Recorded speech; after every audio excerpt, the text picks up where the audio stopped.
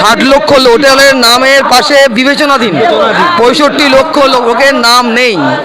আমরা সমস্ত জায়গায় যাচ্ছি, বিডিও, এসডিও, ডিএম থেকে শুরু করে ইআরও থেকে শুরু করে সিইও, সব জায়গায় আমরা সারা রাত অবস্থান করেছি কলকাতায় সিইও দপ্তরের সামনে। এবং আমরা বলছি ভোটারদের বাদ দিয়ে ভোট হবে না।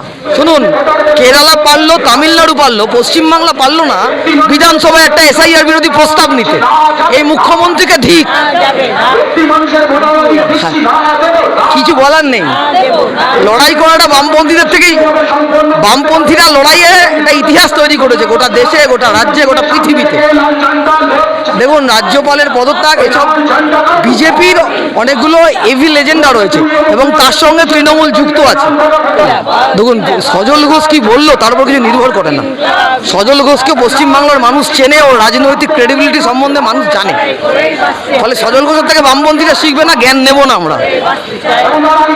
আমি যেমন বসে ইফতারে যদি অংশগ্রহণ করে থাকি, আমি দুর্গাপুজোর প্যান্ডেলেও যাই, এর মধ্যে কোনো অসুবিধা নেই।